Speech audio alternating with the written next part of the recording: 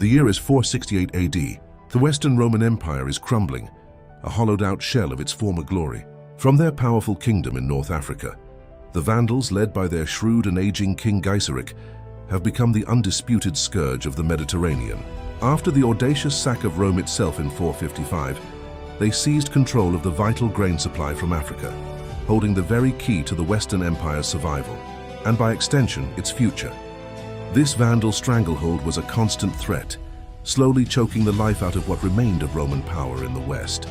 In a last monumental gamble, the Eastern and Western Roman empires marshaled their combined strength to assemble one of the largest amphibious forces in ancient history.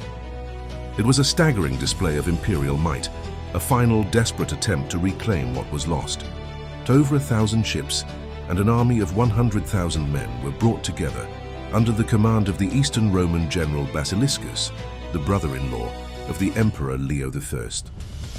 They set sail for the Vandal capital of Carthage with a single, unambiguous purpose: to utterly destroy the Vandal kingdom and end their pirate reign once and for all. The epic scale of the fleet, a sea of Roman standards and sails, was meant to be a clear message the empire was striking back.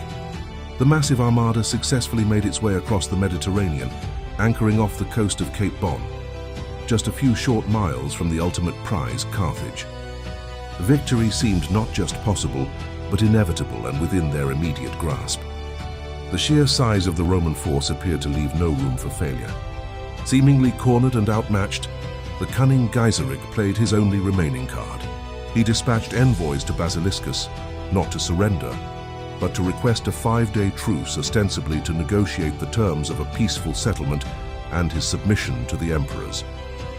For Basiliscus, confident in his overwhelming superiority, this seemed like a reasonable delay before his triumph. But the request for a truce was a masterful deception, a carefully laid trap. While Roman envoys were entertained and negotiations proceeded, Genseric was not preparing for peace, he was preparing for war. Under the convenient cloak of darkness and diplomatic pretense, the Vandal king readied his masterstroke. On the 5th night, with the wind in his favor, he unleashed his secret weapon, a fleet of fire ships. These were old unmanned vessels packed with wood, pitch and sulfur, sent drifting silently under full sail into the heart of the densely packed and unsuspecting Roman armada.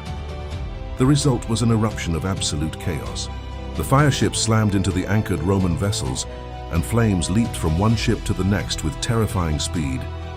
The pride of the Roman navy was transformed into a floating inferno.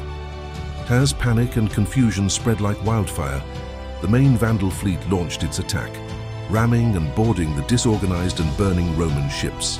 What was meant to be a decisive Roman victory turned into a catastrophic slaughter.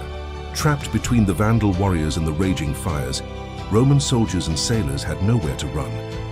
With his fleet in ruins and his army being annihilated, Basiliscus fled in disgrace, escaping with only the tattered remnants of his grand armada.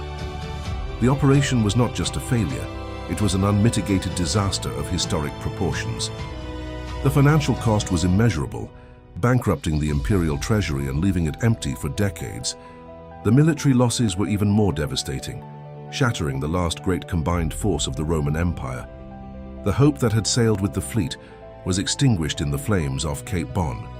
This defeat was the death knell for the Western Roman Empire. Its fate was now sealed, and its final collapse just a few years away. The Roman eagle, once a symbol of unconquerable power, was left sinking beneath the waves,